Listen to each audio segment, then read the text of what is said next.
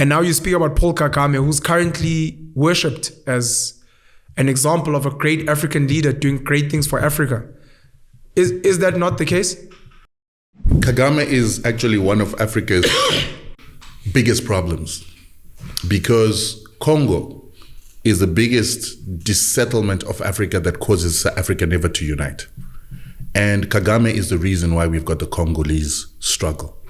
The DRC, my basic understanding is that it's the wealthiest country in Africa, on the continent from a in the mineral world perspective. In the world, yeah. It's the wealthiest country in the world from a natural resources perspective. 100%. And you're saying Paul Kagame has a part to play in that? Yeah, people don't understand that we always hear about the Rwandan genocide. The Rwandan genocide was started by Paul Kagame. And he started the Rwandan genocide because he wanted to take power by force in a country that would have never elected him into power, because he came from the minority Tutsis who used to be supported by the colonizer and used to be the administrators on behalf of the colonizer.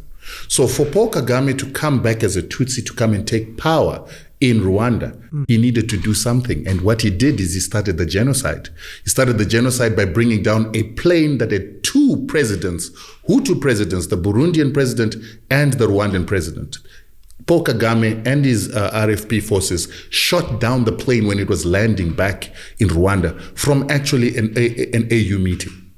And when that plane came down, then it inflamed the Hutu people who knew that they were RFP fighters who were trying to take power by force. And so they began to fight against Tutsi people who they felt wanted to come and take over power.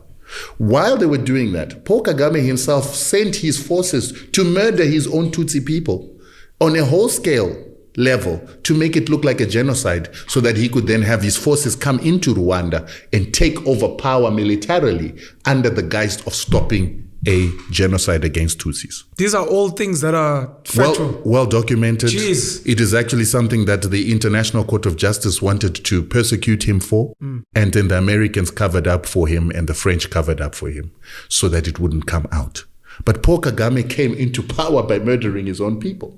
Then when he did that, he then took Laurent Kabila, who was now living in Rwanda, to go and take over power from Mobutu Sese Seko. These are the leaders in the DRC. This was in the DRC.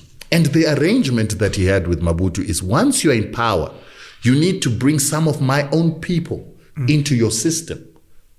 And the reason why he wanted to bring his own people into the system is that the Tutsis see themselves as a superior people to Bantus. And so they want to reinstitute something called the Mapororo Tutsi Empire that is going to rule over Central Africa and the Great Lakes. Because if you look where they came from in Uganda, Museveni is Tutsi. And he is the one who trained, together with people like Paul Kagame, in Tanzania, together with our liberation fighters. And when they came from those liberation camps, then Museveni went and took power from Obote, and then he put people like Kagame and the Hutus and the Tutsis into his army and intelligence. They then started murdering non-Tutsis who wanted power in Uganda, because they were majorities. And that's how Museveni becomes the president of Uganda as a Tutsi. And then he begins to assist Kagame, together with the Europeans, the Americans, to then create a force that is going to take power in Rwanda. And then they must take power in Rwanda, instill a Tutsi in Burundi, and instill a Tutsi in Congo. So when they then succeeded in getting